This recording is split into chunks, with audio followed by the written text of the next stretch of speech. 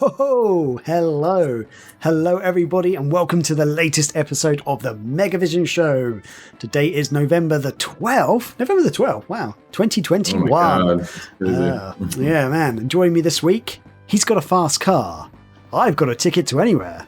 Maybe we can make a deal. Maybe together we can get somewhere. It's Chris Powell. Hey. Yo, What's up? Chris, buddy. Yes. It's been a hot minute. We've been off for a week or two, haven't we?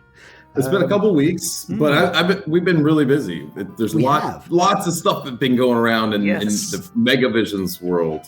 Yeah. And we'll get into that in a very quick second. But as always, we've got a great show for you. We'll be kicking off in a few minutes with a bit of casual gameplay in our chill sesh. And we've got some hot and spicy news for you. We'll be chatting more about that new Paprium Kickstarter campaign. Limited Run Games is releasing a physical version of Valis, and SEGA files to trademark a new Sonic game. Ooh! But before we get started, have we got a mag update? We have a magazine. We do have a quick magazine update.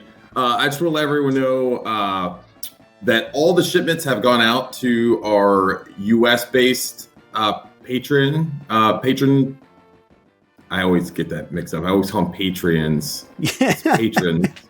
We have a Patreon with patrons. So they all for everyone in the United States, they've all gone out over the next 2 days. We're going to finish up our folks in Canada and the rest of the international patrons. And I think there's not that many of them.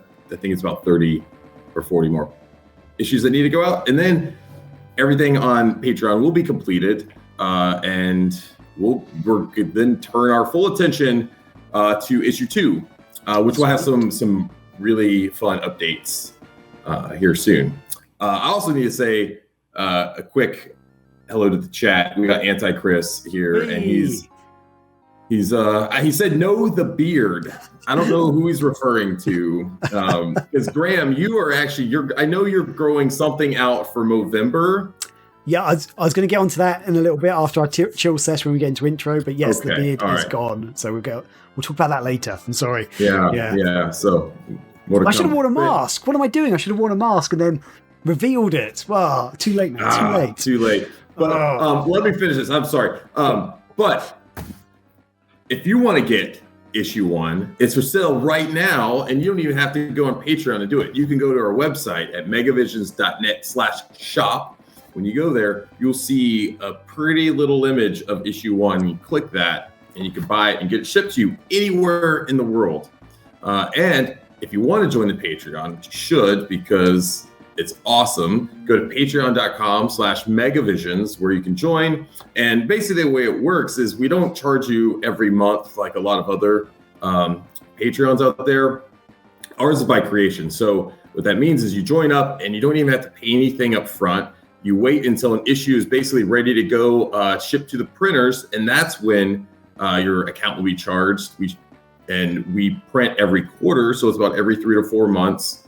And that's it. And issues will ship straight to your door. So very simple, very easy.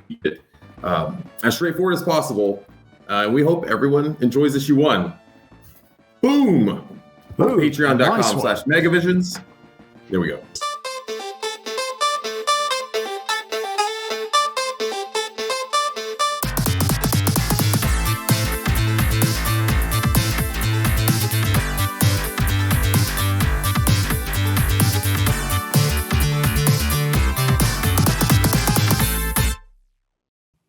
Awesome. So yeah, we are going to kick off the show. So Chris, buddy, what have you been up to? What's been going on? What's the diddling? What's the happenstance? What's the good word? So this past weekend, we were at Retro World Expo over in Hartford, Connecticut. I have sweet. Look at that. Video going on here. This is the first time that we went there. I would like to. Can we show the YouTube channel that we're watching real quick? Oh, just to give a nod to them. It's just a nod. So, oh my God, Doob's in Hauer. Dubes in Hell. Is that his name? Is that his name? Good to me. At least so this is his video, but we wanted just to do a quick discussion of this. So this is the first time I've ever been to Retro World Expo. We had a booth there, and we had a lot of fun. We met a lot of new people.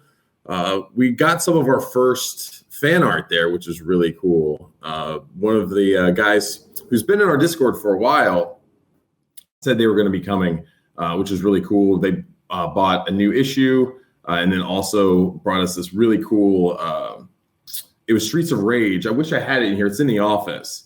And I was trying to find a picture of it before we started, but I couldn't find it on our Twitter. But it's awesome. He gave me 2 different prints that had different color variations, but it had all 3 of the original Streets of Rage peeps on there, which is really cool. And they were playing Pole Caliber, which is awesome. It was really funny. So that was neat.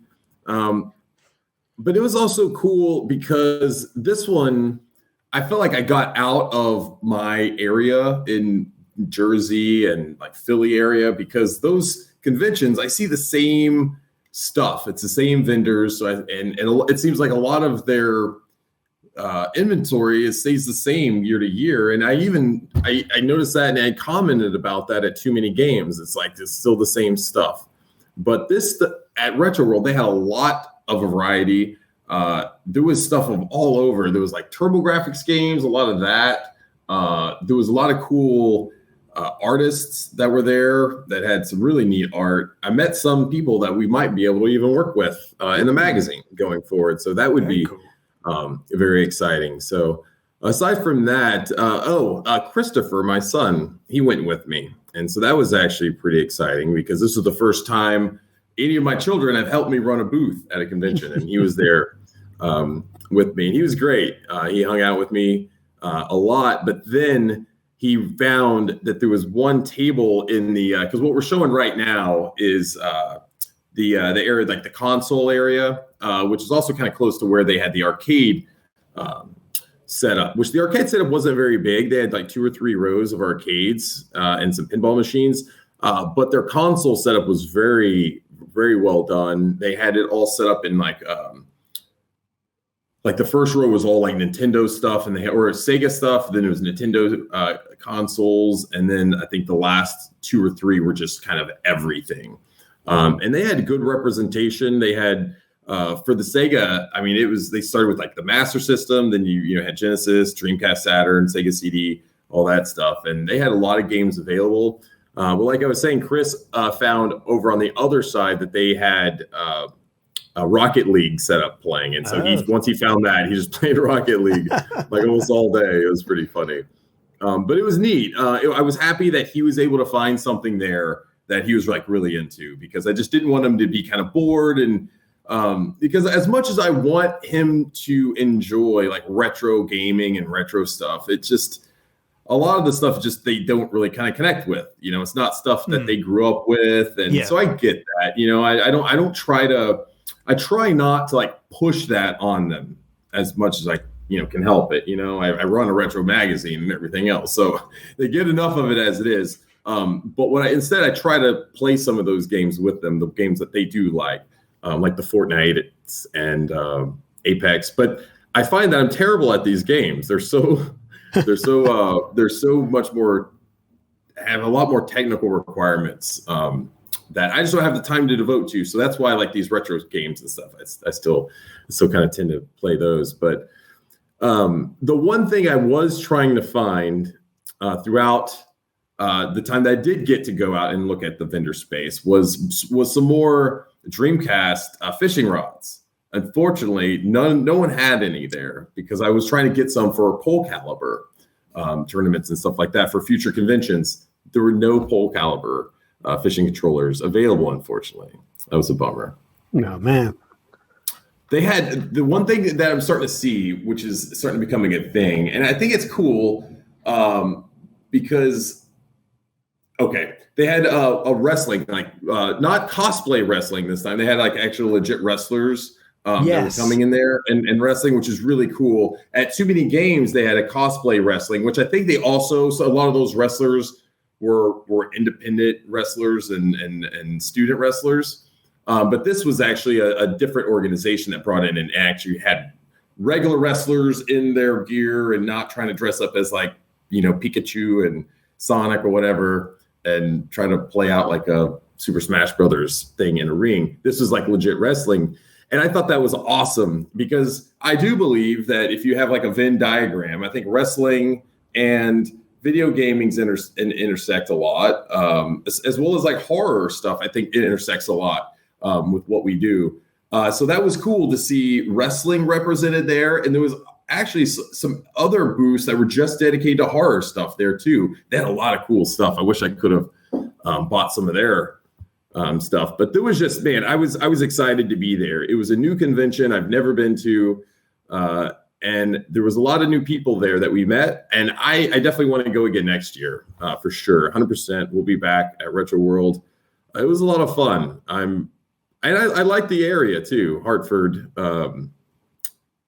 Chris and I got some good diner food there for breakfast. So there's some good spots. So check it out. Nice. Cool. And that's basically the end of the video as well. So good timing there. Oh, there you go. Yeah, cool. Unfortunately, Megavisions wasn't featured in that video, but yeah, Yeah, I was trying to see. I was terrible about taking photos. I took a few photos and I uploaded them. I sent them to Morrison and I posted them. And then after that, I didn't take any more photos. I realized like, man, I wish I would have just walked around and took more photos. And we do have some booth photos out there on our own Instagram or Twitter. I just couldn't find them before. So man, that was Retro World. I don't think we have any more conventions that we're going to be going to for this year. I have to look at our calendar again. I know MagFest is coming up in January, and I do plan on going to MagFest. I think I might just go for a day and that be it, though. I don't think I'm going to stay for the entire weekend. But the one I am getting more excited for is PAX East. And Graham, I think you should come back out to PAX East. Oh, I want to. Definitely. Yeah. You should. I think this should be the next year in 2022 should be the year you come. Yeah. I think it's like a 10-year reunion almost from the last time you came. Probably is, actually. It's probably been about 10 years, hasn't it? Wow. Yeah, and I think the borders just opened up, and so we can welcome you back in. Woohoo! Yeah. We should do it. Fantastic. Awesome. So what else, other than, conventions and stuff, what else has been going on in the world of the PALs? Yeah, real quick, I want to say we started a movie. We haven't finished it yet, but I'm really digging it so far. It's called Finch.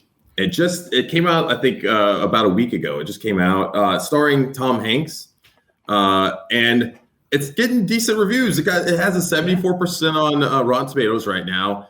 And I'll basically read you the gist. It's 10 years have passed since a solar flare destroyed the ozone layer, increasing temperatures to 150 degrees Fahrenheit. That's not Celsius, Graham. Fahrenheit is what does that much mean? hotter. I bet that's not. I bet that's colder than. I don't know. What is that? I don't know. It says, in turning the planet into a largely uninhabitable wasteland, scorched by ultraviolet radiation and subject to extreme weather events. One of the few survivors, Finch Weinberg, who's a robotics engineer, he lives with his dog named Goodyear, and he has this like little helper robot named Dewey, and they live underneath this laboratory in St. Louis. And he basically just goes out throughout the day and gets supplies, and he's living there. But he comes to find out that he's like dying from some illness, and so he has to create this new robot, android type character to take care of the dog, like once he's gone, because the dog like means everything to him. And the android that he creates, I won't say too much, but he is awesome. He's very, very cool. And it just becomes this like really kind of heartwarming story. And Tom Hanks is the center of it. And I don't even know if there's any other actors in this movie other than Tom Hanks right now. I think we got about halfway through it.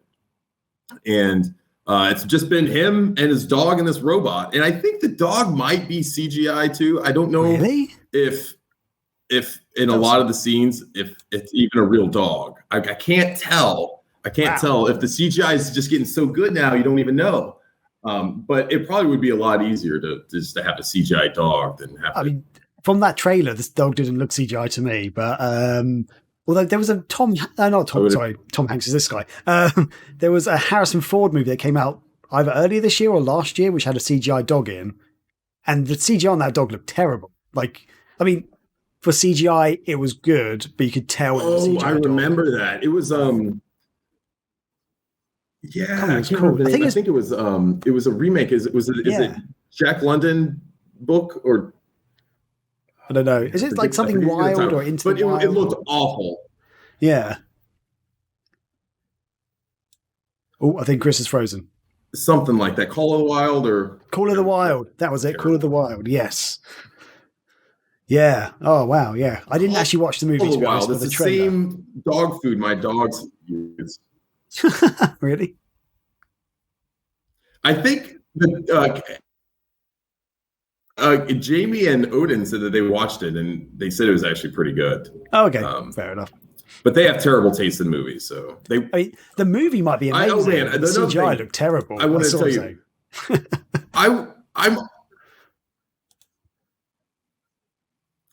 It did, and it was terrible.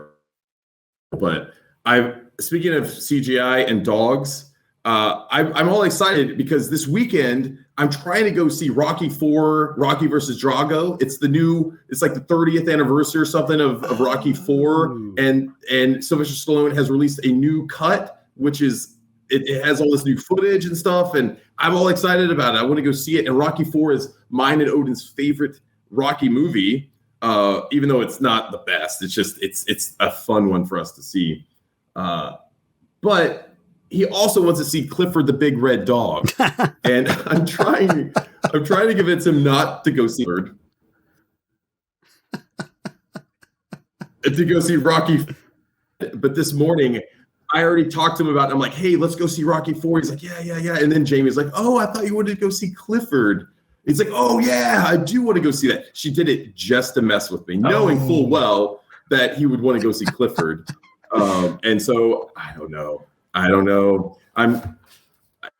If we have to go see Clifford, I'm going to make her go see it with us. I'll tell you that. So, anyway, sorry about that. And so that's all I've been doing. What about you, man? What have I been up to? Talk to me. Oh God, hold on. I was just trying to bring something up on my screen and now it's gone. It's not working. It's not working properly. Damn it. As Anti-Chris mentioned in the chat earlier, my beard has gone. What a twist. Basically what's happening is I am doing Movember. And if you haven't seen the show or haven't seen it in a while, this is what I looked like a week ago, basically. That is my beard as it was. And now, as you can see, this is what I look like now. Hi. And if you don't know what Movember is, basically it's a charity. It's basically a men's health charity. So originally it started off raising money for testicular cancer, but they do other things now. They raise money for mental health causes and some other things out there. But the whole idea is that on November the 1st, you shave off any facial hair that you have, and then you grow a moustache or a mo, as they call it. So it can't join. And it can't be connected to your hair. I don't have hair on my head, so it doesn't really matter. But yeah, so I'm trying to do a kind of, I guess, a horseshoe cowboy kind of mo. But at the moment, the bits down here aren't really growing very thick, not compared to the top bit. So my mo is not quite as I wanted it, which is a bit annoying. But I may have to trim those bits off and just have a Jamie from Mythbusters going on. Try to. Yeah, I will not try to grow out my facial hair anymore. This is just literally, I meant to shave this today, but it's just I've been lazy. So this is not me trying to do anything. This is me being lazy. It looks good. Because my facial hair is terrible. No, it doesn't. But for a while you did grow a moustache. It looks very bad.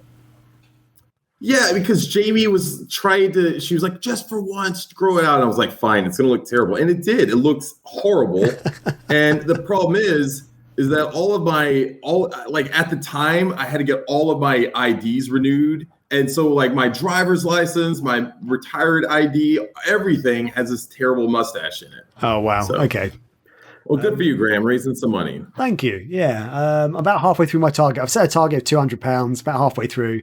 So if people do want to donate, that'd be really appreciated. Just go to Movember and look for me, Graham Cookson. You know, you'll find me on there.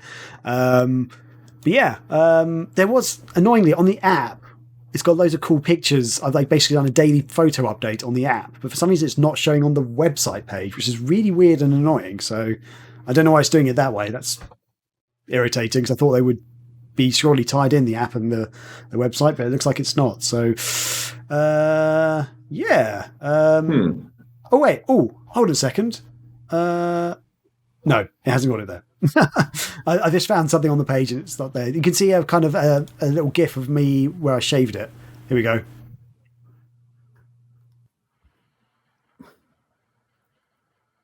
There you go. That was it, basically. Quick little GIF. Oh my goodness! When I shaved it all off, it took freaking ages to shave it as well. And I had like an electric razor, and it was like, and I was like, after every like 2 seconds, I had to like take off the protective bit of the razor and get rid of all the hair because it was clogging it up. And like click it back in, and yeah, it just got really like kind of scruffy. And I got the Gillette, Mach 3 out, and yeah, and it's kind of painful as well. How long did you say it took you to grow all that out?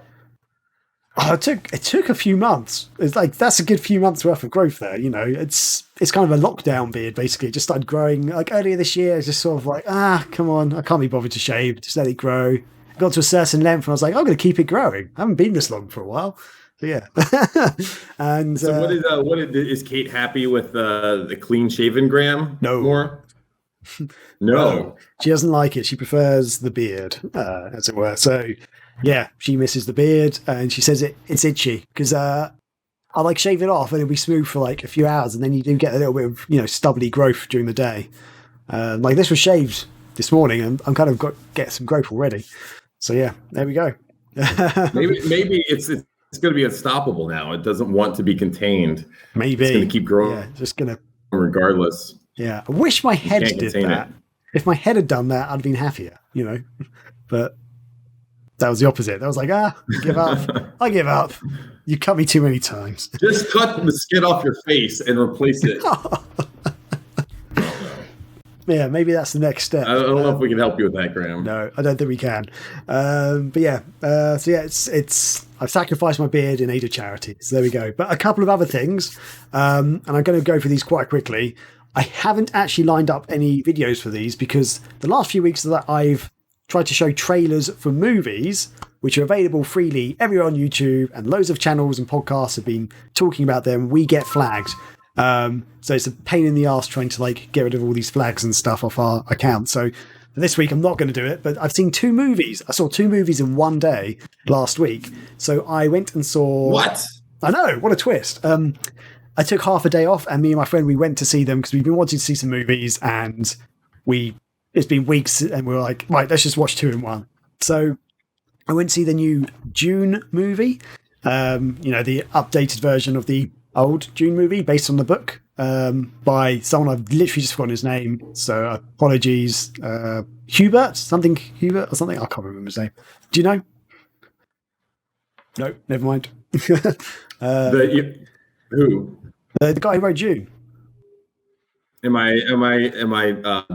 Frank Herbert. That's who it is.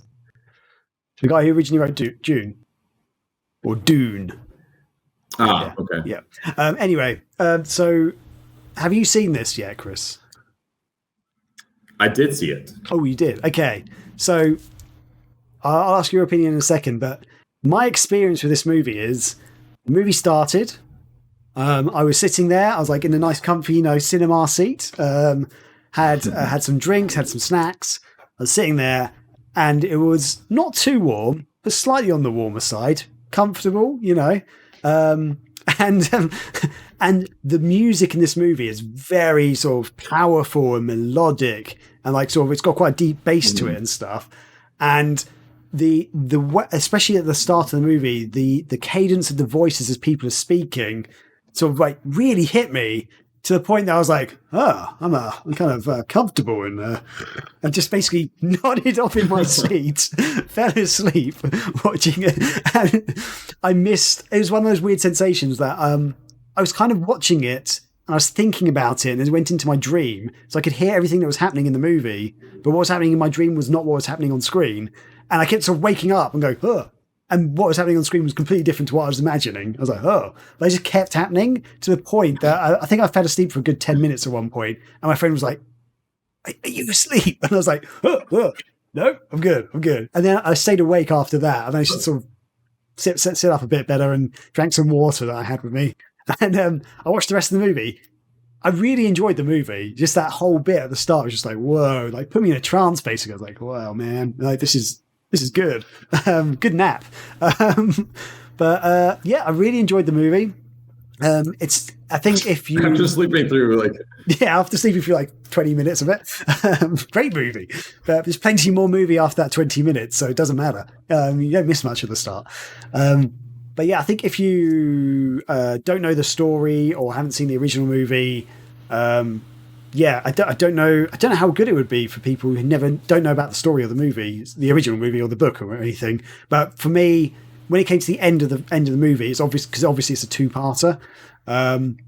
It's kind of there's no real ending, if that makes sense. So I think some people might be disappointed with that. I liked it, but yeah, I really enjoyed it. Although I will say one thing. Sometimes the music in certain scenes was so overwhelming you couldn't actually hear what people were saying.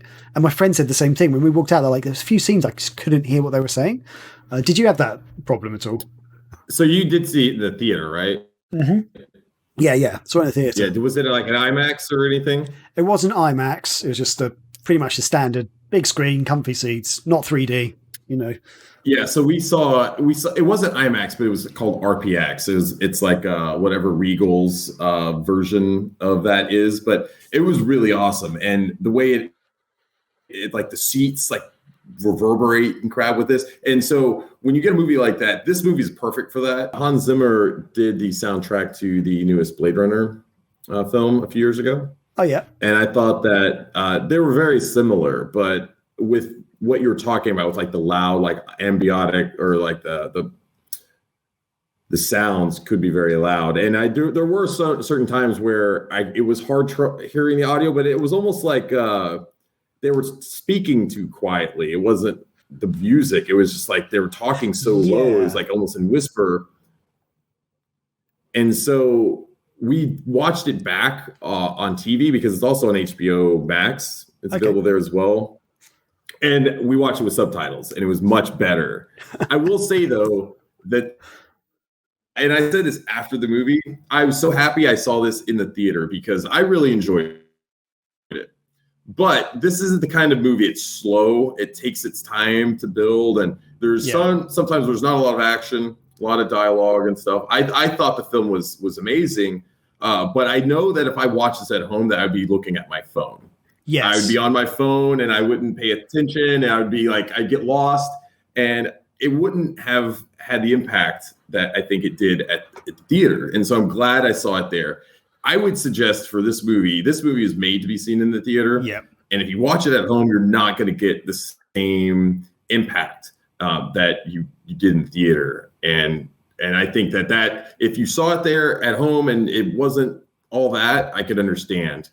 Because I probably would have been maybe a little bored and not as maybe impressed with it overall. But seeing it in the theater on a big screen with the sound, everything I thought was awesome. It was a cool experience. Who did you take though? Who was it you took?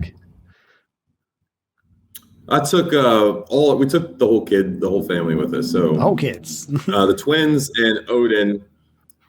Came with us. I don't know if Elliot came, but anyway, the reason why I think it was cool is the twins are 14, Odin is 9, and they all loved the film. Odin really loved it, and Isabel liked it because she has a huge crush on that boy, and so she was all about that. Chalamet or whatever. Whatever his name was, I guess. But no, I thought he was good. I thought the casting and the acting was actually pretty decent. Jason Momoa's character, I know a lot of people have been clowning on him since the movie came out, but he has a weird role, and in fact, it was Patrick Stewart who played that same role in the original Dune movie. Was it? So, mm-hmm. Well, that's cool. I thought Jason Momoa's character was fine. Like, he was, for his characters, for the character that he was, I thought he did a good job. Why are people... What's going on? What? I can't remember the exact details why they were doing it, but I think they're just making fun of his character, not necessarily Jason Momoa so much. Oh, okay. Fair enough. Cool. But yeah, I thought it was a good movie. I thought it was fun. It's a good movie. And I did see another movie. So I saw the other movie so I went to see Dune, went away, had some dinner, and then we went to see a late night showing of Venom 2, which I'm just going to go and say I really, really enjoyed. I thought it was a lot of fun. I've seen the original Venom. The original Venom, when that came out, it got really bad critics reviews, and like it really put me off wanting to see it. And then I saw it on like Netflix or whatever. It came onto one of the streaming services over here, and I was like, that was really fun. Like, why didn't I see that? You know? And yeah, so when I saw the trailer for this, I was like, I'm definitely going to go and see this. And yeah, I loved it. I thought, yeah, it's really good. It's, so if you don't know, this one, it's called, Maximum Carnage. So it's got basically the character Carnage in it, who is like an offspring of Venoms. So I don't really know the comic books directly, but I remember the old 90s Spider-Man cartoon, which featured the Venom saga in it, and Carnage was in that. So yeah, I think this, you know, it's not quite exactly the same as the cartoon or the comic books, but it's really cool. The thing about it is, I think for these superhero movies, it kind of takes the piss out of the superhero genre in a way, like even though it's sort of part of them, because he's not really a superhero. He is effectively kind of like an alien. Basically, if you don't know, Venom is a symbiotic alien who inhabits this reporter's body, basically, and he basically like needs to eat brains and stuff to stay alive. There's something in brains and also in chocolate that he can eat that keeps him alive. So he doesn't have to be human brains, but you know, he always wants to eat human brains. And so he's kind of like evil and wants to destroy things and mess shit up. But like the guy who's inhabiting is like a normal dude who's like, no, we can't do that. But it's like he like talks in his head and stuff, and it makes a lot of the conversations really funny. But everyone in the cinema was laughing at this. In fact, like some people in the back row were pissing themselves throughout most of the movie. But I think they went a bit too far with their laughter. But at the same time, I think everyone had fun. So yeah, and I think I get the feeling that Venom's going to be in more stuff. Like maybe there could be another Venom sequel movie, or might appear in some of the other movies just based on some of the stuff that happens in this movie. So yeah, I don't really want to. Yeah, I won't ruin it or anything, but I really enjoyed it. And Woody Harrelson he's just gold anyway, you know. He's good in everything he does. Yeah. Tom Hardy's great. Woody Harrelson's great. There are a few other actors I recognise, but I don't really know their names. So, but yeah. Yeah. Oh wait, no. Do you know what? I just got the name of the movie wrong. It's not Maximum Carnage. That's the name of the video game. It's Let There Be Carnage. Sorry. So Venom 2, Let There Be Carnage. Sorry. Apologies. I should, yeah. But yeah, so if you haven't seen this, I'd just say go check it out. It's just fun. It's silly. It's fun. Some good action scenes. Yeah. But it's quite short as well. It's like not too long. I could have had more of this movie, basically. I feel like they could have extended some of the plot points and stuff, and I could have had more of this movie. But as it was, it's fine. It's good. Yeah. Exciting stuff. So yeah, Chris, have you seen any of the Venom movies? Have you seen the first or this one? So I saw bits of the first one. I liked it fine. I wanted to actually go back and watch and finish it and see it from beginning to end. I haven't seen it yet, but Jamie and the kids went and saw Venom 2, and they all said that it was actually really good. So yeah, whenever it's I don't know if it's on Disney like streaming right now, but whenever I could watch it for free on Disney, I'll do that. So I'm not paying for it. Will this? I don't know if does Sony own? Because Sony owns Spider-Man still, technically. That's what it is. It's so yeah. This is Sony. My bad. Yeah. So yeah, I think so. Which they're smart. If they can't have Spider-Man, take all the other cool shit from the Spider-Man universe. No, so this is I'll watch it whenever I can see it on regular. Yeah, I think that does it for our week this week. Really, there's nothing really else from my side. Is there anything else from your side? No, I think that's it. Yeah. Okay. Cool. Well, with that, let's move into our featured chat, which is basically the news of the week.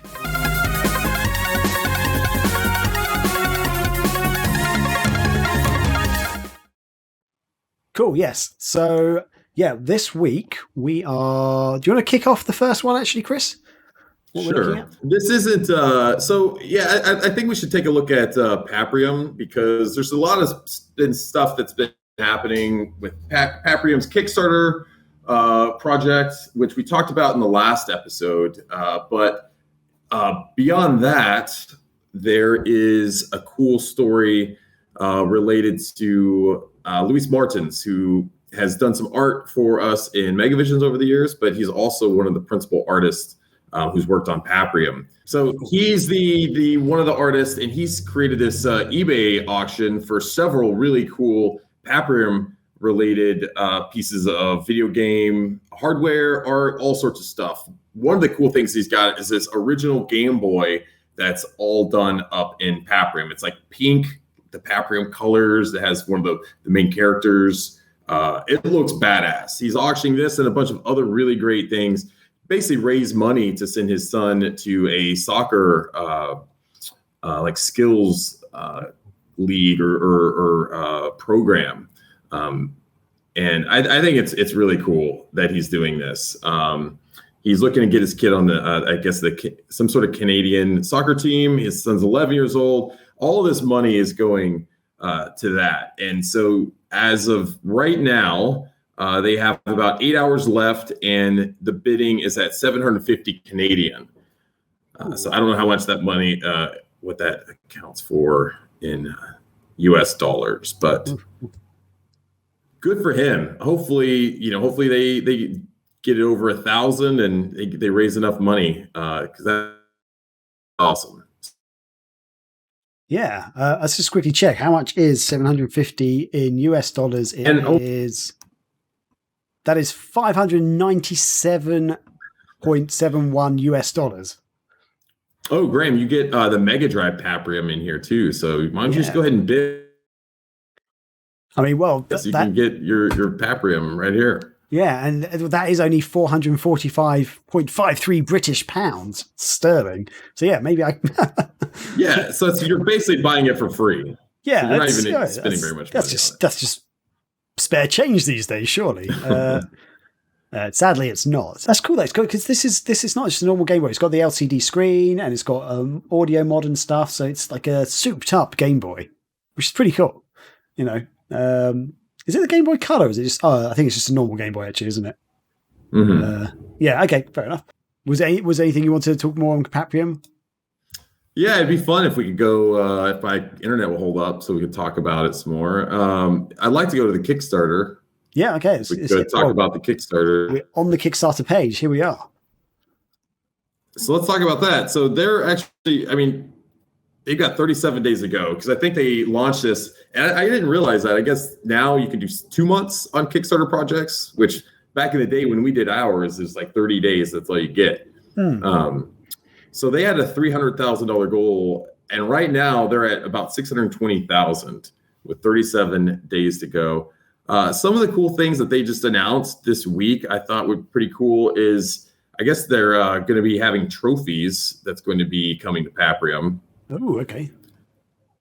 Let me just say this. While we're on the page, we could kind of keep looking. Why don't you click the video there? We could watch that. I finally got a chance to play Paprium over the week. Yeah, it's and dude, it is such a good game. It is very, very good. The combat feels so great.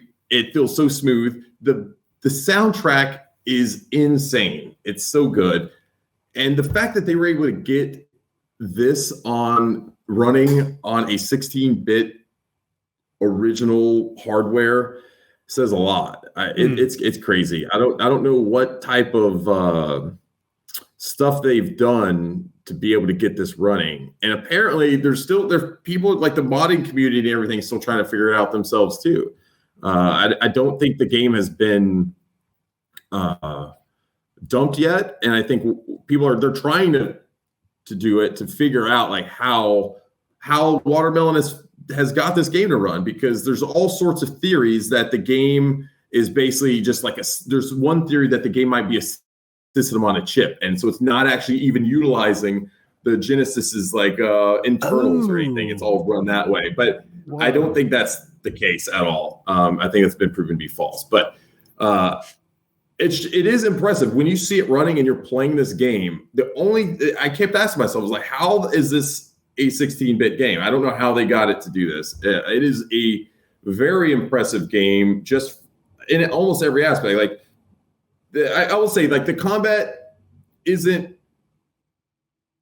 like revolutionary or anything like that. It's just very, very good. They've looked at all the things that made, like Streets of Rage great throughout the years, and they've made it better. They've added more aspects to the combat system. So you can block, you can do like a roll, a forward, like an up and down roll, like you were able to do. I think, was it Streets of Rage 2 or 3 they introduced that? I think it was 3 they did that, yeah.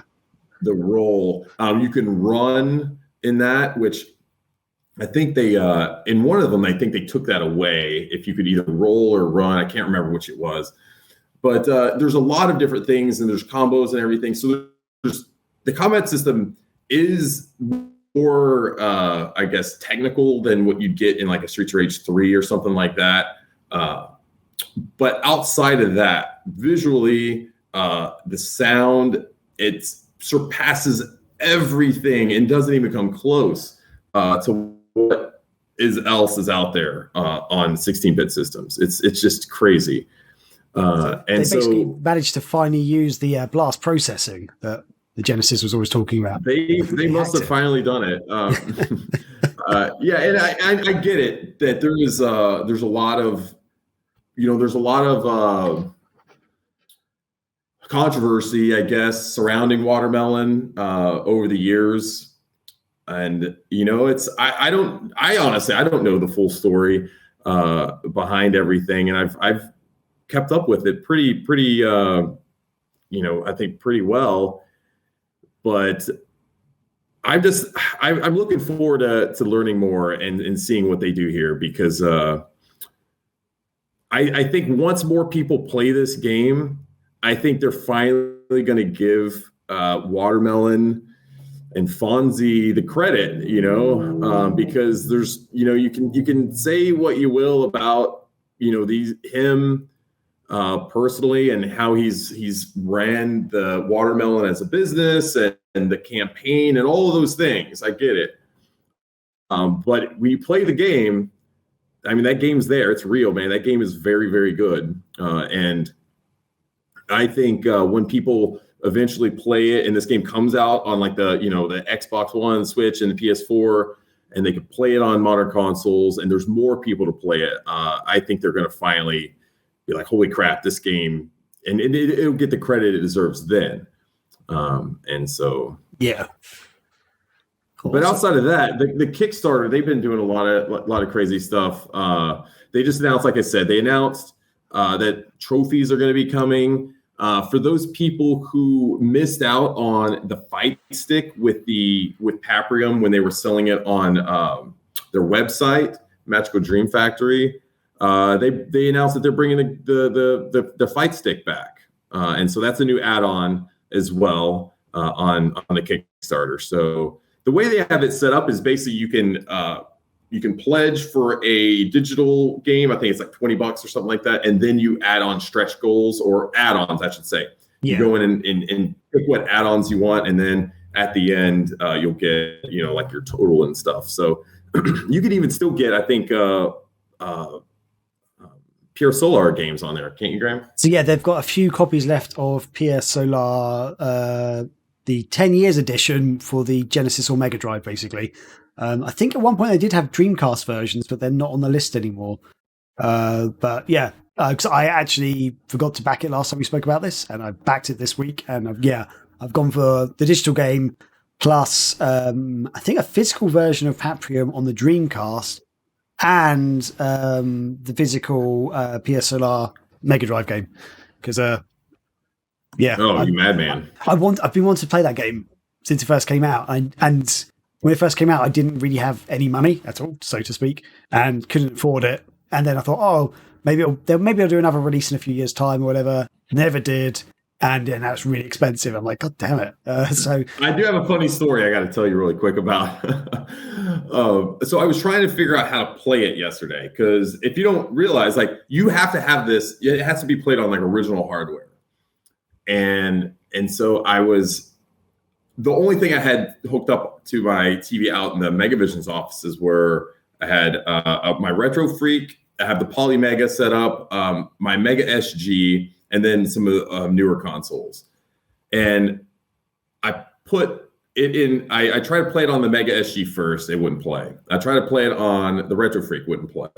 So then I was like, crap, I'm gonna have to get out one of my original hardware. So I'm like, okay, so I found a Model 2 Genesis, and I had the Pound HDMI to Genesis cables. I was like, okay, sweet, that'll make it easier. I plugged that in, and I put Paprium in, and if you put the game in non-compatible systems, it'll come up with this mini game that's basically like a vaporware mini game where it has like chibi versions of the characters running around a beach. And so it did that on the Model 2 that I had. So for some reason, on this particular Model 2, it's not compatible with that version. I was like, crap, now I'm gonna have to pull out more. And the other systems that I have already have the Sega CD attachment to the 32X add-on. I didn't want to get all that crap down. It's just too cumbersome. So then I'm like, okay, now I turn to Google at this point. Like, what am I supposed to do? So I'm like, okay, why isn't the Analog SG compatible with the Paprium? It doesn't make any sense. So I Google it, and I come to find out the first thing that comes up is a Megavisions article about the Mega SG is now compatible with Paprium, or vice versa. And I wrote the damn article. I wrote the article about it, and I completely forgot that it had come up. And so what happened was I had to update the firmware on my Mega SG. And so that wasn't actually that hard to do. I just had to pop in the new update file on an SD card, just popped it in, updated on its own. But it was just funny that I forgot to do it, and I wrote the article telling me about how to do it. It was hilarious. So once I did that and applied it, it worked perfectly on the Mega SG, and I was able to play it. But you do need a 6-button controller. Don't be used to those 3-button messes. You'll just be frustrated. Yeah. So basically, past Chris has got future Chris's back. That's what happened there. I guess so. Yeah. It's like, don't worry, you're going to need this someday. Yeah, man. I've also, as I was scrolling through the Kickstarter, I've just realized there's a freaking Game Gear version that is one of the add-ons. So they've got a Game Gear Mini Paprium, which I did not realize. But it's listed. Mini Paprium, they've got a collector's edition as well. I mean, they're quite expensive, but at the same time, I kind of want to get it. I wonder if I could add to my pledge. Get like. Is it, and just to make sure, that's a physical Game Gear. I believe it is. From what I've physical game cartridge. Yeah, and it looks like it's got. Did it show packaging? I don't know if it showed. Oh yeah, it's a little packaging in the top left corner. I don't know if that's actually what it's going to look like, but that'd be so cool. Oh, you get a figurine with it as well. Oh, that's cool. Oh, I'll tell you what, Graham. While you bring us into the next piece, I'm gonna have to run to the restroom. So you do that, and I will go pee, and I'll be back. Fair enough. Okay, cool. Right. So for the next bit of news, I'm just going to double check and line myself up, so I've definitely got the right thing here. Yes, so quite exciting, really. Sega has trademarked a new game. Well, it could be the same game that they were talking about a long time ago, but it's the new Sonic the Hedgehog game. Sorry, just bringing it up. So here we go.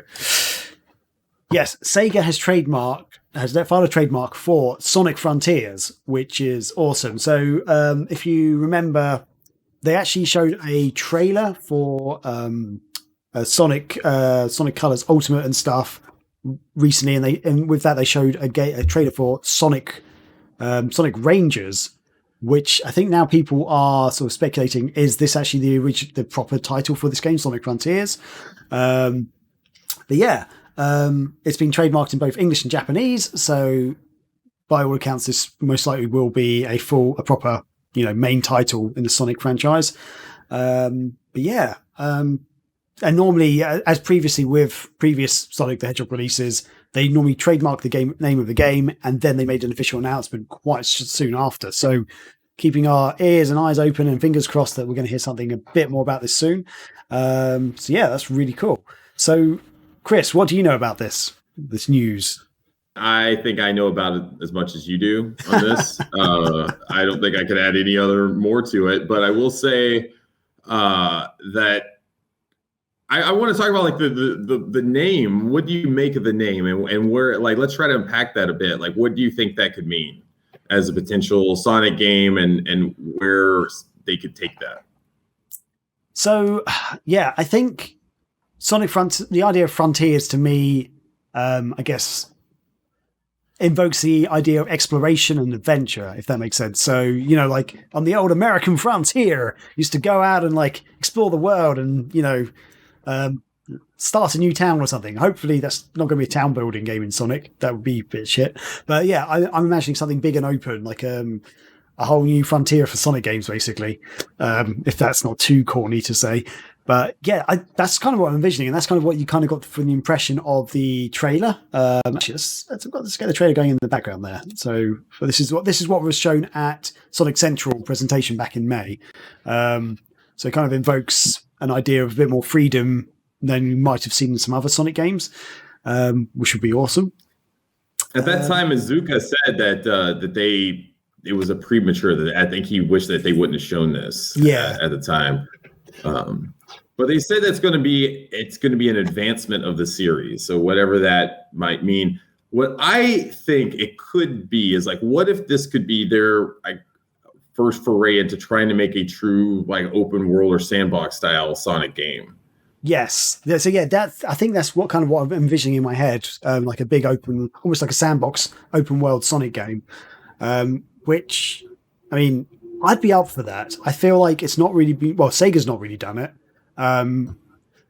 You could argue that I guess the Sonic Adventure and like Sonic 06 and stuff were kind of open world games because you did have the hub worlds and stuff. But like if it's like a full on open world where you don't really have hubs, you're just like going around a big level, big map, which maybe changes into desert and stuff as you go through it. I think that'd be pretty cool. I know there's been some fan games out there that have sort of tried to do that sort of thing, really. But I guess, they don't really have a budget or anything. They're just people in their room making games in Unity or whatever. So yeah, there was a really good game, Sonic Utopia, which they only made one demo level of, which was shown at one of the Sage expos online. It's a few years ago now, like 5, maybe even 7 years ago or something. Sonic Utopia was a remake of Green Hill Zone, and it kind of looked like the sort of style that it was in the original Sonic the Hedgehog game, but it was open, and it was really awesome. You could explore the world. You could you could, if you wanted to, just run through the level and go through the loops and stuff. But if you explored the world, it was really cool. It's only one level, but if Sega can make a game a bit like that, I'd be so up for it because it's freaking awesome. But yeah, what are you thinking then? Yeah, so you mentioning an open world game here, Chris? Yeah, I think it would be interesting where you have much more of a truer open world than you had in Sonic 06. Like this would be something that is more I dare say Breath of the Wild, but I guess in that sense of where you could kind of go and do everything. I don't know then if once you get Sonic into a level, or he then goes into something more traditional. I don't know how you would deal with that aspect of it, but I could see them wanting to expand Sonic into a bigger kind of universe and everything. Yeah. And I mean, Sonic Team's always really trying to have done that in the modern Sonic, is trying to, expand it into being this bigger series and grander gameplay. And I think a lot of times that's what's gotten them into trouble. They'll take a look at like whatever is like kind of hot or whatever Nintendo has done, and they'll try to do that. So that kind of scares me a bit, because I mean, we saw what happened with like Sonic Lost World, where they went with kind of like a Mario Galaxy style of gameplay. Which I actually like that game. Yeah, I actually, it's one of my preferred 3D Sonic games. I do like that game. It's really good. But it's just I mean, it's a fine for it being a kind of a Sonic spin-off type game, kind of like a Mario. I mean, kind of how Mario Galaxy, I guess, was, but just something that's more core to what Sonic is. I would like to see them to hit on. Maybe this could be that. Maybe this could be finally like finding what Sonic in a modern era should be. Hope you know. I mean, I guess when we say that with every single freaking new Sonic game that comes out, you know. God, here we are again.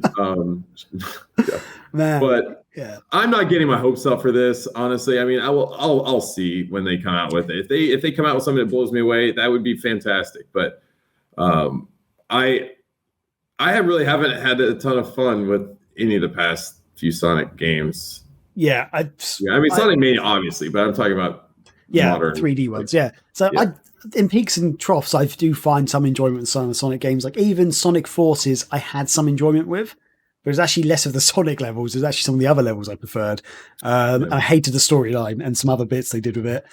The one thing I do wish, I really hope for in this is they don't have endless grinding in levels. And I wish the levels were more, less linear, more open. So even if the levels, like say if there's an open world map where you travel around to get to the levels, that's not a big, that'll be pretty cool, I think. But if the levels themselves are really linear, I think that's just going to frustrate me again, because that's what most 3D Sonic games seem to be, very linear levels, where if you go back to like the old school actual 2D games, yes, there was like a start point and an end of the level, but you could actually explore the levels. You could go up, you could go down, you could go back and stuff. You could find different routes through the levels, and that's what I loved about the original Sonic game. So if there was a way they could merge that in and try and like make it so that there were multiple paths to each level and stuff that you could explore a bit more, I think that would be really awesome. And maybe, I don't know. As we say, the just the name alone sort of invokes the idea of exploration. So fingers crossed that's the sort of route that Sega's going down with this. It's all speculation right now. I think what would be fun, like you said, Graham, just if they did an open world, and then once you engage in some sort of like level or quest or something like that, then it maybe takes you into the gameplay, thing. And we'll see. Yeah, we'll see. Watch this space, I guess is all we can really say right now. So the next bit of news is that Limited Run Games is coming out with a physical version of Valis called Valis the Phantasm Soldier Collection. And we talked about this a little bit before, Graham, but you said you've never played Valis before, right? That's correct. And I know of it, but I've never played it. Let's watch this trailer real quick. Okay, let's watch the trailer, because the trailer actually started. I feel like we should have the audio on for this, because the trailer started playing when I was setting up this show, and the music sounded freaking amazing for like the 2 seconds that I heard it. Well, the last time we do that, we always get a copyright strike every time we have the audio on. We get copyright strikes anyway. Screw it. Let's just. Okay, let's do it. Well. So, like I said, Limited Run's publishing this game. They're going to begin taking pre-orders in January. And so we got a couple months. But the way it was weird, the developer announced this as a press release like yesterday. And it just kind of came out of nowhere. I didn't know. Usually, like, Limited Run puts this stuff out on their own. So it's kind of weird that the way it was announced. So I don't know if there's some sort of miscommunication, but I think that they did quickly put out some information after that and confirm that they were going to be doing it. So have you played any of these games before in the past? Because Valis also came out on the Mega Drive and Genesis. So Although I believe these games are ports of the PC Engine ones, they have been released elsewhere over the years. So I can't remember if I had the original one or Valis 3. I can't. I have to look. But no, I mean, it was an okay game. It didn't seem like they're fine games. They're nothing to go crazy over from a gameplay standpoint. But I know that I think they're fairly collectible. Okay. And they probably go for a pretty penny. So it's cool to see. I love games like this being re-released and ported to new systems so we can play them. But it looks like they're going to come out in Japan on December 9th. Okay. So the one thing I gather from this trailer, though, is that it's literally the original games. They haven't remastered them in any way. Is that correct? I don't know. Let me see. I'm looking through here. It doesn't say in this article. Let's see if they've done any sort of... It says they're direct ports of the PC Engine releases of the original titles. So I guess, they've added save progress and stuff, and rewind. But yeah, it sounds like they haven't really done anything else to it. Yeah, I mean, this is pretty like par for the course for a lot of these like re-releases and stuff, because like case in point, the Gynog one is basically the same thing. It doesn't really like, it's not a remaster, so they're not like going in and redoing the visuals or anything. But what they do typically is add quality of life features like the rewind, like saving. This one has sound and visual gallery modes and things like that. So it seems like it's pretty much the same for feature wise for what you get for a lot of this stuff. It's not like M2, where M2 goes in and we'll just be like, we're going to make this like 100% accurate for all these different systems, and you can play all these different varieties and crap like that. M2 is in a league of its own. But for this stuff, I think it's fine. I mean, so for the if you translate the yen into pounds and dollars, it's about $46 and about £35. I mean, do you think that's worth it for this collection without much done to it? Well, what you're going to have to wait and see is like, this is going to Limited Run Games is going to be publishing this, right? So it's not just going to be about the game. It's going to be about the collection. It's going to be about what you get with it. These are collectors items. And so, yeah, if you want to just buy it digitally, you'll probably be able to buy it for $20 or $30, digitally. But if you want the collector's version from Limited Run, where this is why they're coming out with it, you're going to want to probably get. The price I said is actually for the digital version on Switch. This is the Nintendo Store price, reservation price. So, what is the conversion price you said? So it's about. Sorry, I've just lost it. About £35, or in American dollars, it's about $46 American dollars for the digital version. It's like $40. Yeah, I mean, it doesn't do anything for me because I'm not a fan of Valis. But if I was a fan, like if they released a series that I'm a fan of, and I would probably be interested. But like I said, like, I'm not a huge Valis fan, so I'm not going to buy this even if it's $20. So it doesn't matter to me. That's what I'm not. Okay. But what I'm saying is, like, when Limited Run, like, regardless, like, my point is, like, the digital version is fine. If they want to price it at 20 or 40, I don't care. But what is getting people excited about this is not the digital version. It's the physical version that Limited Run's going to be coming out with. So that's what I'm more interested in seeing when they announce it. And I hopefully it's more than just the typical, like, oh, it's a CD soundtrack. We've got, like stickers and, I'd like to see something a little more creative, I guess. Yeah. So yeah, I hope so. It sounds like you will. So, but either way, like this, it's cool to keep seeing this stuff, man. These are the games that we want, and this is the stuff that I've been saying for a long time. If more publishers release these older games, then it gives people a reason not to have to pirate them all the time. And I think people would love to play their favorite, these older series on newer consoles.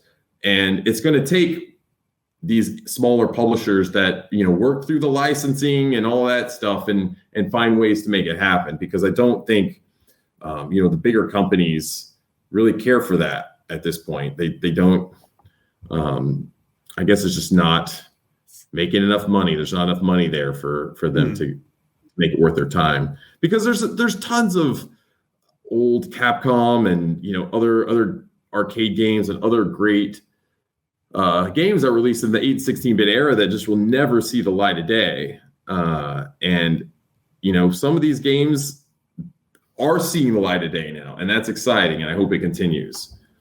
So with that, Chris, I guess that wraps up the news and basically the show. Do you have any parting thoughts for the lovely folk at home there?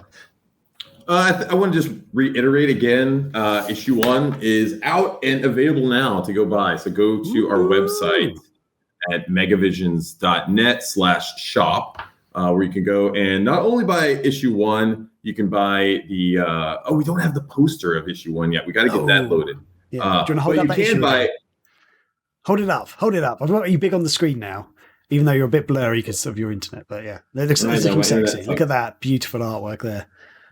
This artwork is much higher quality than my internet is today. Trust me.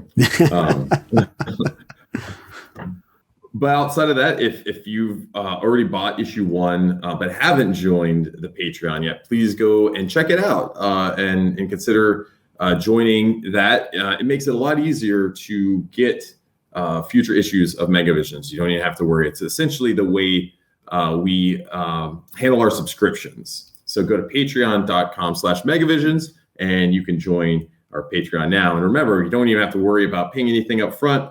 You only pay when the issue's ready to go. And outside of that, I think that's it. I do want to give a shout out again to the awesome news team that we have over at the Megavisions website. They've been cranking out a ton of great content this week. And there was one of our newer writers wrote this interesting feature about why SEGA needs to remake Phantasy Star next. Not Phantasy Star Online, but a mainline Phantasy Star game, which, that topic is near and dear to my heart. I've been wanting them to do that for a long time. And it's so just go check that out if you're a Phantasy Star fan and want to read something from a like-minded fan who is just out there hoping that SEGA will finally release a new mainline Phantasy Star game. Cool. Awesome. I don't really have anything else to add other than to the audience. Thanks for watching. Don't forget to like, subscribe, and you can find us on all the social media platforms. We're Megavisions. You can find us at Megavisions or at Megavisions Mag. Depends on whichever one you're going to. But with that, Oh, actually, one thing I will say: if you do want to help support a worthy cause and my facial hair growth, please go check out my Movember page. Or anyone else's Movember page. Give them money. I don't care. Just as long as you're doing something good. Other than that, have a fantastic week, everybody. Have a fantastic weekend, and be excellent to each other.